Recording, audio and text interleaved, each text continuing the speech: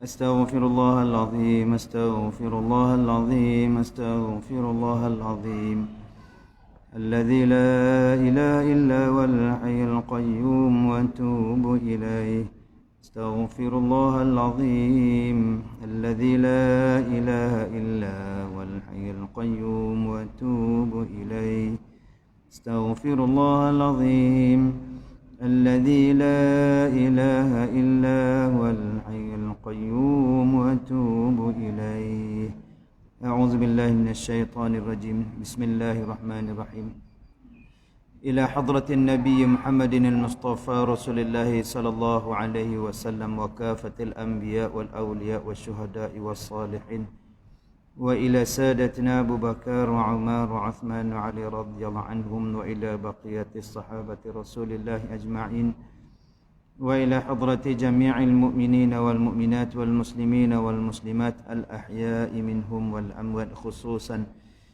لمؤلفي رحمهم الله تعالى ولمشائخنا وللأستاذنا ولوالدينا وللأجدادنا ولجداتنا شيء لهم الفاتحة أعوذ بالله من الشيطان الرجيم بسم الله الرحمن الرحيم الحمد لله رب العالمين الرحمن الرحيم مالك يوم الدين إياك نعبد وإياك نستعين اهدنا الصراط المستقيم صراط الذين أنعمت عليهم غير المغضوب عليهم ولا الضالين آمين قال الله تعالى وهو أصدق قائل سبحانك لا علم لنا إلا ما علمتنا إنك أنت العليم الحكيم رب اشرح لي صدري ويسر لي أمري واحلل عقدة من لساني يفقه قولي اللهم معلم سليمان علمنا اللهم مفهم إبراهيم فهمنا ففهمناها سليمان وكلا آتينا وحكما وعلما وسخرنا مع داود الجبل يسبحنا والطير ولنا وكنا فاعلين يا حي يا قيوم يا رب موسى وهارون يا رب إبراهيم يا رب محمد صلى الله عليه وسلم اللهم أكرمنا بنور الفهم وارزقنا علما والحكمة والعمل بحق اسمائك يا كريم يا الله اللهم يسر ولا تعسر اللهم يسر ولا تعسر اللهم يسر ولا تعسر آمين يا رب العالمين. Alhamdulillah. Tuan-tuan muslimin, muslimat sedang jemaah dimuliakan yang dirahmati Allah. Puji dan syukur pada Allah Subhanahu wa taala. Pertemuan kita dengan izin dan aturan kehendak Allah Subhanahu wa taala. Alhamdulillah. Masih lagi dipanjangkan usia kita, dihidupkan kita hingga ke saat ini dalam nikmat iman dan Islam. Dipilih kita untuk sama-sama kita dapat hadir beriktikaf di rumah Allah Subhanahu wa taala yang mulia ini. Nawaitu i'tikafa fi hadzal masjid lillahi taala. Mudah-mudahan Allah Subhanahu wa taala memberikan sebaik-baik manfaat dan kefahaman kepada kita tentang iman dan Islam. Selawat dan salam ke atas junjungan besar baginda Nabi Muhammad sallallahu alaihi wasallam. Allahumma salli ala Sayyidina Muhammad wa ala ali Sayyidina Muhammad kama sallaita ala Sayyidina Ibrahim wa ala ali Sayyidina Ibrahim wa barik ala Sayyidina Muhammad wa ala ali Sayyidina Muhammad kama barakta ala Sayyidina Ibrahim wa ala ali Sayyidina Ibrahim fil alamin innaka Hamidum Majid. Mudah-mudahan terbuka pintu hati kita rasa kasih, cinta, rindu dan sayang kita kepada junjungan besar baginda Nabi Muhammad sallallahu alaihi wasallam, diakui kita sebagai umatnya, diberi kepada kita syafaat di akhirat nanti, dihimpunkan kita bersama junjungan besar baginda Nabi Muhammad sallallahu alaihi wasallam, dimasukkan kita ke dalam syurga Allah tanpa hisab dengan berkat syafaat baginda Nabi Muhammad sallallahu alaihi wasallam, insya-Allah. Amin ya rabbal alamin. Insya-Allah kita sambung pengajian kita untuk malam ini, Hidayatus Salikin kitab Jawi muka surat 149. Yang bawa kitab lah. Yang tak bawa kitab tengok dari depan. Jadi kebetulan jadual pun Covid juga. Jadi Covid lah kita kan. Kita pun tak apa nak menentu juga kita punya jadual kita. Jadi pimai-pimai tang tu Alhamdulillah, sepatutnya difahamkan bertukar, tapi kebetulan ada kekosongan. Saya masuk pada malam ini tempat asal kuliah lah, saya jadual lah. Jadi mungkin ada yang bawa kitab lain lah, mungkin saya difahamkan begitu lah. Jadi insyaAllah kita sambung pada malam ni muka surat 149 insyaAllah. Bismillahirrahmanirrahim. Qala musannifu rahimahumullahu ta'ala wa nafa'na bi'ulumihi fid darain amin ya rabbal alamin.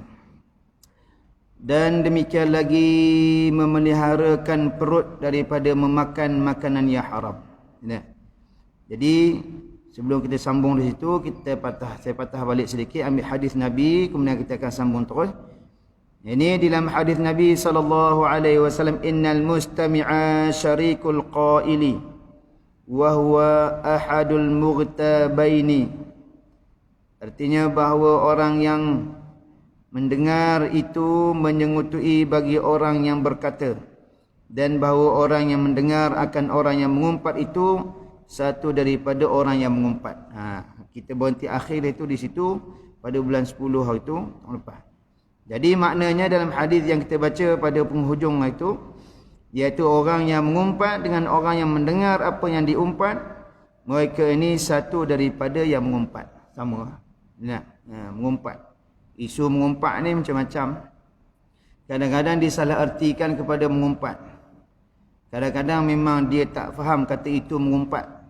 Dan kadang-kala tak mengumpat dengan mulut, tapi mengumpat dengan jari. Disebarkan umpatan-umpatan sehingga tersebarnya perkara-perkara yang disebut sebagai mengumpat itu, hingga menyebabkan jadi apa? Jadi semua orang terpalit dengan perkara mungkar tersebut. Mengumpat. Jadi orang yang mengumpat ini termasuk pada orang yang dosa besar, itu cerita dia. Mengumpat ni termasuk pada orang yang melakukan dosa besar. Termasuk boleh jadi kepada perkara fitnah. Baik, dan demikian lagi memeliharakan perut daripada memakan makanan yang haram dan yang syubhah. Dua, iaitu haram dan syubhah. Al-haramu bayyinun, al-halalu bayyinun wal haramu bayyinun wa bainahuma mutasyabihat. Halal itu jelas, haram pun jelas. Di antara keduanya itu iaitu perkara syubhah. Perkara syubhah ni keraguan di antara halal dengan haram. Kalau ikut pembahagian syubhah ni ada 4, tapi kesimpulannya kesemua 4 tersebut termasuk di dalam perkara syubhah, sama ada hampir kepada yang halal ataupun hampir kepada yang haram, maka semua tu ada perkara syubhah di dalamnya. Artinya apa? Di dalam perkara halal tersebut bercampur dengan perkara yang haram, yang boleh jadi keraguan di situ antara halal dan haram. Kadang-kala perkataan kita pun perkataan yang syubhah juga. Kita tak sedar perkataan tersebut perkataan yang haram, tapi berasa macam yang baik. Kadang-kadang kita nak menasihati orang, tetapi nasihat dengan cara menyebabkan timbul fitnah. Jadi nasihat tersebut baik, perkataan tersebut boleh menimbulkan fitnah. Jadi perkataan tersebut ada perkataan yang berunsurkan syubhah. Tetapi sabit di sini iaitu makanan lah, makanan. Makanan yang syubhah. Orang yang warak, mereka yang warak, mereka yang memelihara diri daripada perkara-perkara syubhah, tu warak. Warak. Bukan perkara haram dah. Haram ni memang wajib dah. Syubhah ni orang yang memelihara syubhah supaya tidak terpalit dia dengan perkara syubhah, itulah sifat bagi orang yang warak. Syubhah. Man yaqa'u fi syubhah yaqa'u fil haram. Kata Nabi SAW, barang siapa yang jatuh kepada perkara syubhah, maka sebenarnya dia jatuh kepada perkara yang haram. Jadi jaga-jaga, berhati-hati, termasuk pada diri saya sendiri, peringatan. Berhati-hati dengan perkara syubhah. Dan hanya sesungguhnya hendaklah engkau berbuka dengan makanan yang halal. Pastikah kita berbuka dengan makanan yang halal? InsyaAllah. Pastikah terselamat daripada berbuka dengan makanan yang daripada makanan syubhah? Belum pasti. Belum pasti. minta lindung kita daripada Allah Ta'ala dan jalan usaha kita untuk jauh daripada perkara syubhah. Mudah-mudahan jika terpalit juga dengan perkara syubhah dalam makanan ketika kita makan, yang mencari-cari untuk makanan yang halal tetapi bercampur juga dengan syubhah, mudah-mudahan Allah Ta'ala terima nilai usaha kita untuk lari daripada perkara syubhah tu. Dan jangan engkau banyakkan makan pada waktu berbuka itu. Nak berbuka, sama ada berbuka tu pada puasa sunat ataupun puasa fardu. Fardu termasuklah nazar pun fardu lah juga. Wajib. Sunat tak kira lah Isnin Khamis ke, 13, 14, 15 bulan Islam ke. Puasa apa sekalipun yang disunatkan dalam Islam, maka berbukalah dengan makanan yang halal dan jangan banyakkan makan pada waktu berbuka. Sekira-kira lebih daripada makan yang beradat pada tiap-tiap petang. Sekira-kira tu maksudnya apa? Seolah-olah kita nak berbuka tu seperti mana kita makan pada waktu petang. Petang ni orang tak makan sampai kenyang tu. Orang makan petang ni makan petang. Kita jangan kosong perut lah makan. Itu saja memada untuk ketika kita berbuka. Ni diajar dalam kitab bagi kita kaedah untuk kita berbuka. Habis kerana maksud pada puasa itu, kenapa tak boleh dia kata di sini? Tak boleh ni bukan tak boleh haram kan. Tapi ada sebab dia lah. Kerana maksud pada puasa itu hendaklah memecahkan akan syahwat dan mendhaifkan, iaitu melemahkan akan dia syahwat, supaya kuat mengerjakan ibadah serta takut akan Allah Subhanahu wa taala. Itu kata puasa. Dia nak memecahkan syahwat kita, kemudian melemahkan syahwat. Tapi kalau dah sumbat lagi makanan, kenyang balik, payah pula. Jadi dia melemahkan syahwat kita daripada perkara-perkara ta'abudiyah kita kepada Allah Ta'ala. Melemahkan syahwat kita supaya kuat kita beribadah kepada Allah Subhanahu wa taala. Ibadah ni banyaklah cerita dia lah. Perkara fardu pun dia juga. Perkara sunat pun dia juga. Ibadah khusus pun dia juga. Ibadah umum pun dia juga.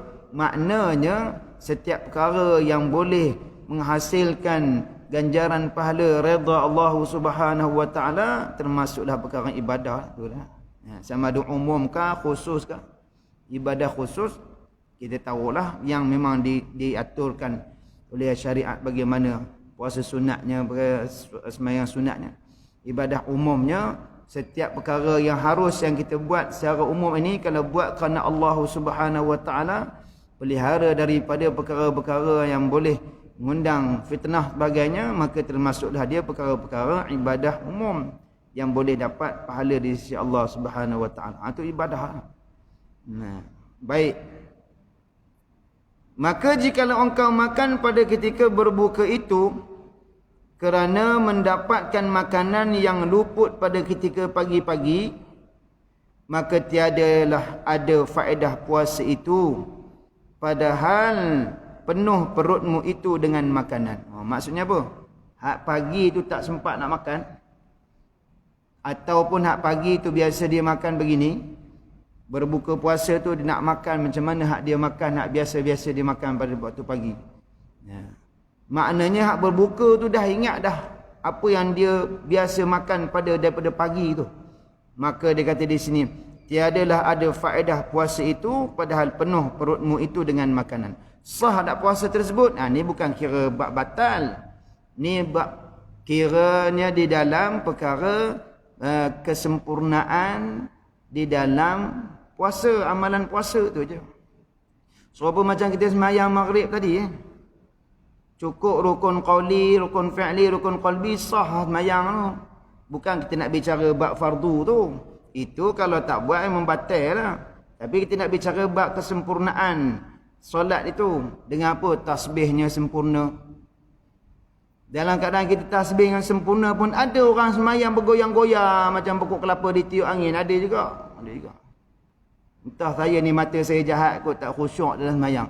Sembahyang sebelah kita, sebelah tak sebelah lah juga Covid ni, sembahyang duk goyang gitu.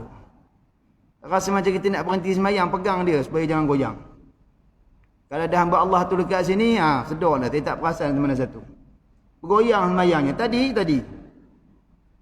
Hendak rasa macam nak berhenti semayangnya, pegang dah. Kalau berhenti kan haram lah. Mana boleh berhenti dengan sengaja tak? Tapi bila tidak, eloklah diam. Bila kiam tangan dia bergoyang. Marah ni. Cerita marah dia tegur terus. Saya tak tahu kalau ada orang tu kat luar dalam masjid ni. Batal semayang. Ngaji tak nak beramai. Itu masalah kita. Bila mengaji pula, tak nak bagi habis kitab. Bertukar-tukar. Macam mana tak? Tak istiqamah. Dia suruh istiqamah tu satu barakah. Habis. Pening buatnya tak? Selaru caca marba. Mayang goyang macam pokok kelapa ni. Macam naik boyan. Dia tahu lah kalau ada orang dalam masjid ni dia tak perasan pada. Tiba kalau ada pun saya tak nak tunjuk lah. Salah betul lah. Tak sah mayang tu. Batal mayang tu. Yang dia buat. Itu kita ni bukan nak bicara buat tu. Tapi kalau tak mengaji, payah. Kena bicara jugalah. Ni cerita dah faham dah. Puasa tu yang fardu dia bagaimana. Rukun-rukun dia. Nak bicara bab. Buka puasa makan yang sempurna. Jauhi daripada perkara syubhat. Bukan buka puasa tu nak kira balik daripada awal pagi kita makan apa, tengah hari makan apa, yang tu menghilangkan faedah puasa. Apa faedah kita berpuasa tu? Iaitu nak melemahkan syahwat, nak memecahkan syahwat dan nak melemahkan akan syahwat. Habis. Maka tiadalah ada faedah puasa itu padahal penuh perutmu itu dengan makanan.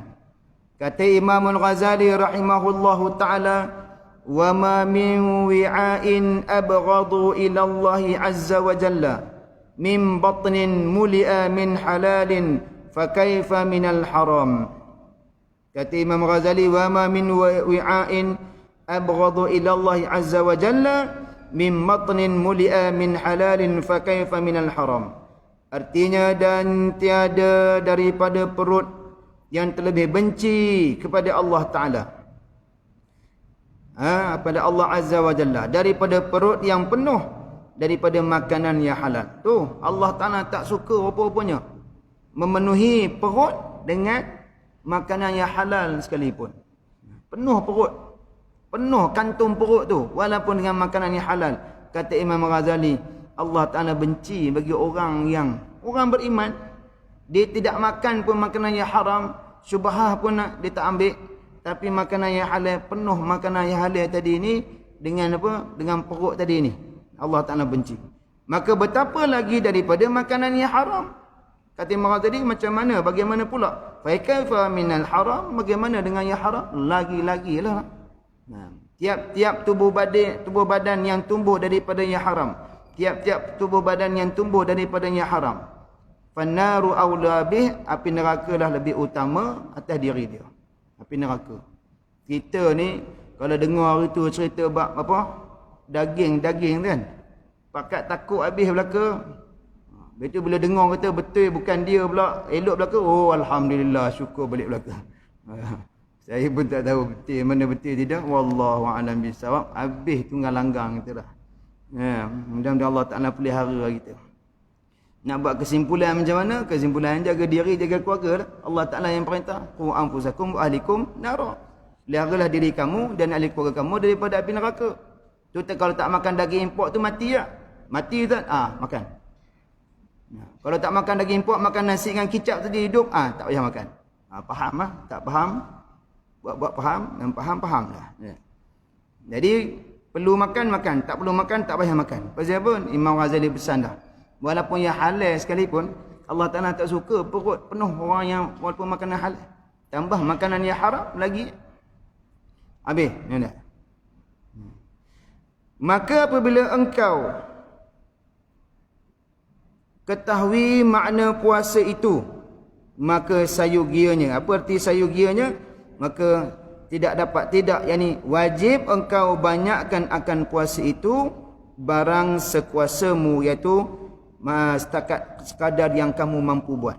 Kalau kamu dah tahu kelebihan puasa itu, maka tidak amalkan, banyakkan amalan puasa sekadar yang kamu mampu. Apa yang kita mampu? Isnin Khamis istiqamah. Apa yang kita mampu 13, 14, 15 bulan Islam. Istiqamah 13, 14, 15 bulan Islam. Bukan Masihi, bulan Islam. Ya, buatlah istiqamah mudah-mudahan. Maka bahawasanya puasa itu pohon segala ibadah. Dan iaitu anak kunci yang membukakan segala taat dan ibadah. Puasa itu apa dia? Iaitu dia kata pohon pokok bagi segala ibadah. Kemudian anak kunci yang membuka segala taat dan ibadah. Kenapa disebut sebagai segala taat dan ibadah? Di dalam ketika mana berpuasa, seharian hamba Allah Ta'ala itu berpuasa, bermula daripada awal pagi subuh itu sampai ke maghrib, semua perbuatan dia adalah perbuatan orang yang berpuasa. Mulutnya berpuasa, matanya berpuasa, telinganya berpuasa, tangan, kaki, perut, semuanya kemaluannya adalah orang yang berpuasa.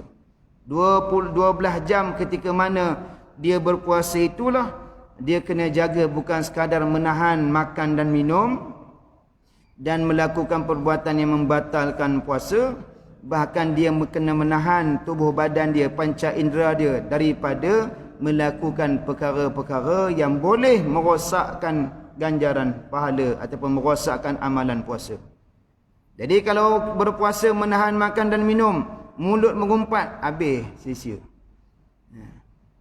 Mulut tak makan, tak minum, mulut pun tak mengumpat, tetapi mata pula memandang perkara yang haram ketika mana dia berpuasa. Berseronok pula dengan pandangan yang haram tersebut, habis rosak pahala puasa. Ada. Betul kata puasa khawas tu tak?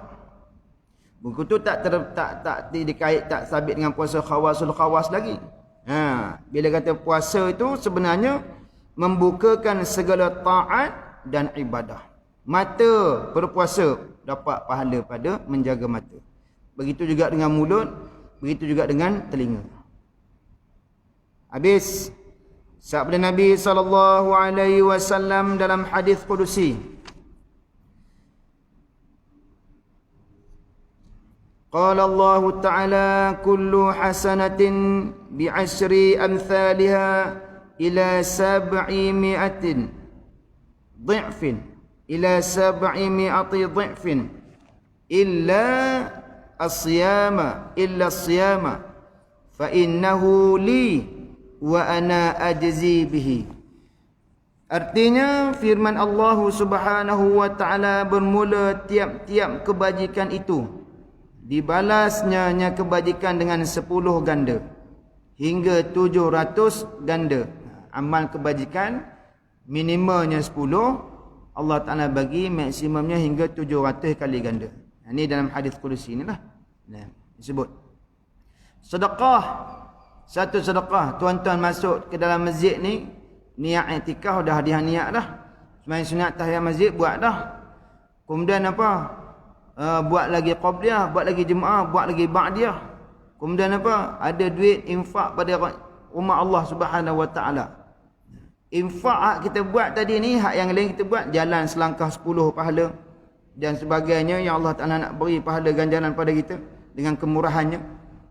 Kita sedekah masuk dalam tabung masjid, berkira ke tak berkira itu urusan masing-masing ya. Cerita kisahnya masuk ke dalam tabung masjid banyak mana? RM1 tu dikalikan dengan 700 kali ganda lah. Tu gambaran secara umum. Tapi apakah dapat RM700? Dah, bukan macam tu maksud dia. Sama ada dapat RM700 pun boleh jadi, sama ada jadi kesihatan tubuh badan, keselamatan dalam usaha perjalanan sebagainya, keluarga bahagia, anak soleh. Wallahu alam, Tuhan bagi 700 kali ganda. Kalau RM1 kali dengan 700 kali ganda, jadilah ibarat satu benih yang tumbuh padanya 7 tangkai. Setiap tangkai 100 biji, kata Allah Ta'ala, 100 biji. Itu kalau masuk dalam tabung masjid orang, masuk RM10, macam tu lah ganda kan. Masuk RM50, macam tu lah ganda kan. Tak dapat dekat dunia, Allah Ta'ala bagi dekat akhirat. Tu cerita dia. Hingga 700 kali ganda. Itu yang kita ambil mafhum daripada hadis qudusi ini.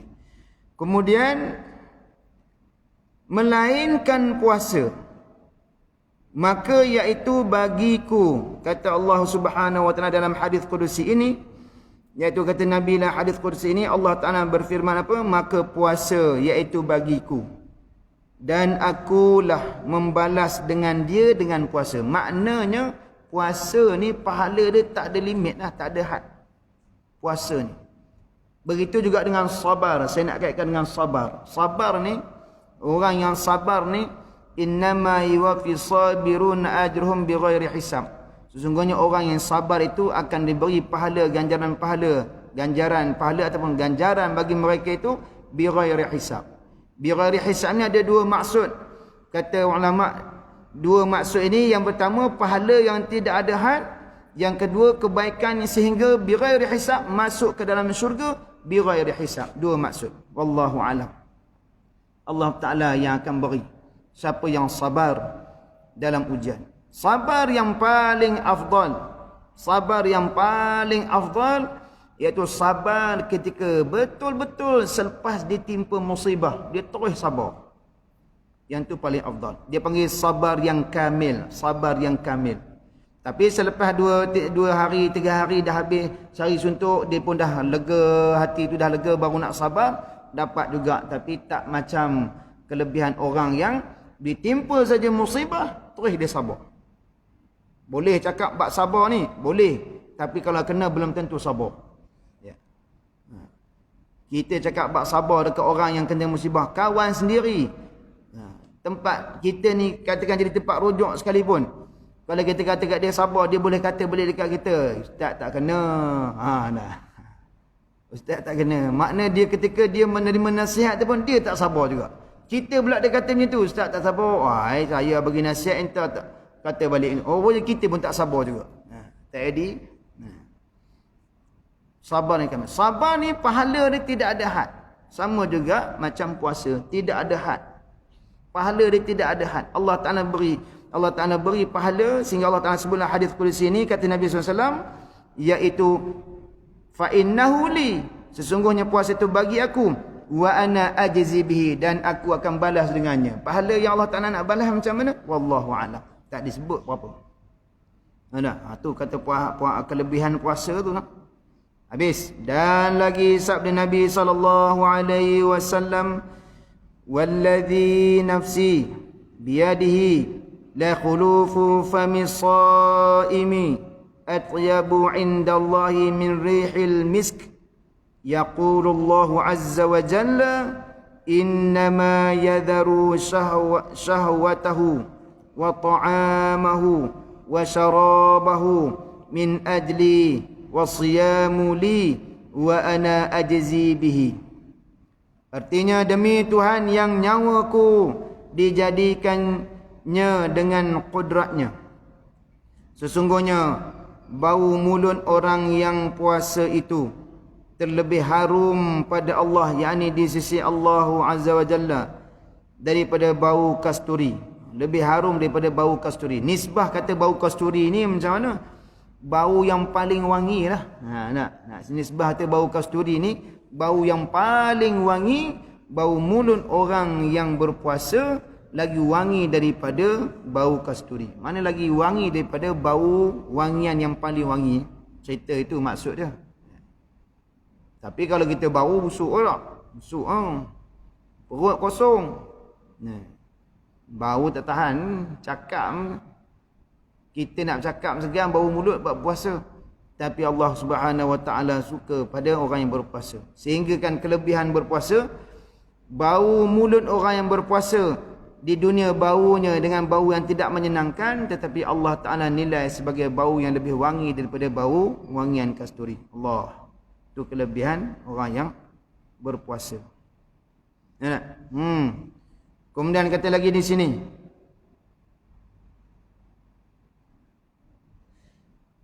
hanya sungguhnya meninggalkan ia akan syahwatnya. Ia mana? Ia orang yang berpuasa. Meninggalkan akan syahwatnya dan makanannya dan minumannya dari kerana aku. Maksudnya apa? Mereka ni sesungguhnya meninggalkan syahwat dan makanan dan minuman kerana aku, iaitu kerana Allah Azza wa Jalla. Dan puasa itu bagiku, dan akulah membalas dengan dia, iaitu dengan amalan puasa itu. Allah Ta'ala balas itu. Ni hadis Qudsi ni, apa maksud hadis Qudsi? Hadis Qudsi ni, iaitu, kita baca hadis Qudsi yang tadi, maksud dia apa? Iaitu hadis Qudsi ni, firman Allah Subhanahu wa Ta'ala, Nabi sampaikan dengan cara kaedah bahasa Nabi SAW. Tetapi dia firman Allah Ta'ala. Adapun Al-Quranul Karim, firman Allah Subhanahu wa Ta'ala, Nabi sampaikan apa yang diwahyukan kepada baginda Nabi SAW, yang tu yang Nabi sampaikan. Tetapi hadis Qudsi diwahyukan pada baginda Nabi SAW, kemudian Nabi sampaikan mengikut kaedah gaya bahasa Nabi SAW. Disebut sebagai hadis Qudsi. Baik. Kemudian dia kata lagi apa? Dan lagi sabda Nabi SAW, lil jannati babun yuqalu lahu ar-rayyanu fala yadkhuluhu illa shaimun. Artinya bagi syurga itu pintu, dinamai baginya pintu itu ar-rayyan, iaitu pintu ar-rayyan, babur rayyan, pintu ar-rayyan. Maka tiada masuk akan dia pintu ar-rayyan itu, babur rayyan itu, melainkan orang yang puasa. Pintu ni khas untuk orang yang berpuasa saja. Istiqamah dengan berpuasa. Amalan puasa dia buat. Orang yang mati dalam keadaan berpuasa, ni kelebihan, saya tambah lagi kelebihan. Tak sebut dah di sini. Habis tegak ni lah. Kemudian kita nak masuk penutup kata Imam Ghazali tu. Orang yang mati ketika mana dia sedang berpuasa, dia mati dalam keadaan sedang melakukan ibadah pada Allah Subhanahu wa Ta'ala. Betul, orang-orang soleh ni suka berpuasa. Jika mana dia mati ketika dia sedang berpuasa, dia mati dalam keadaan sedang beribadah pada Allah Subhanahu wa Ta'ala. Allahu Akbar. Kalau mati dalam keadaan maksiat, khutbah Jumaat baru ni kan, ingat tak? Ke khotib-khotib baca je pejam mata terus lebuh. Khutbah Jumaat baru ni kan. Bagus ya, tembak bagi keras sikit. Musibah melanda Covid dengan musibah banjir, rancangan televisyen seronok duk tayang juga. Sambil-sambil itu, kalau puasa duk tengok benda-benda itu lah, habis fadilat dia. Puasa tak juga, tapi mata duk mandang, mati terkejut, mengejut tengah-tengah TV, mati mengejut, mati tengah dalam keadaan tengah tengok televisyen aurat-aurat perempuan. Sebagiannya maksiat. Allahu Akbar. Naah juga. Itulah kita lah. Nak tahan diri supaya terselamat, mudah-mudahan melakukan perkara-perkara yang Allah Ta'ala murka ni, puasa. Automatik mulut jaga, mata jaga, telinga jaga, mati ketika berpuasa, insya-Allah mati dalam keadaan tubuh badan dia melakukan ibadah ta'budiyah kepada Allah Subhanahu wa Ta'ala. Habis. Bagi Allah Ta'ala bagi pada mereka ni satu pintu khas untuk orang yang berpuasa, dinamakan babur rayyan, pintu ar-rayyan. Pintu ar-rayyan. Di Teluk Intan dulu ada di kedai makan restoran ar-rayyan. Restoran ar-rayyan. Tak tahu ada lagi kita. Waktu saya duduk berulang Hili Perak dulu. IPD sana dulu. Baik, habis. Kata Imam Al-Ghazali rahimahullah ta'ala, fahadhal qadru yakfika wa in talabta min syahri ta'ati, min syarhi ta'ati, min bidayatil hidayati, fa idza ahjajta atau fa idza ihtajta ila zakati au ila al-hajji au ila mazidi syarhi salati was-siyami fatlubhu mimma awradnahu fi kitabi Ihya'i Ulumiddin. Artinya maka qadar ini, kata Imam Ghazali, qadar ini memadalah akan dikau daripada syarah ta'at bidayatul hidayah, yakni pada permulaan hidayah, maka jikalau engkau kehendak aku kepada bicara zakat atau haji, atau berkehendak kepada lebih syarah bagi sembahyang dan puasa, maka engkau tuntut akan dia pada yang kudatangkan akan dia di dalam kitab Ihya'i Ulumuddin. Dan kata Imam Ghazali rahimahullah ta'ala, memadalah yang kita baca tadi ni sebagai peringatan kepada kita untuk kesempurnaan melaksanakan ibadat puasa. Kalau nak lebih lagi, boleh buka rujuk pada kitab Ihya' Ulumuddin. Tuan-tuan muslimin muslimat rahmati Allah Subhanahu wa taala. Habis kita pada bab pada berpuasa. Fadilat kita dalam keadaan fadilat berpuasa.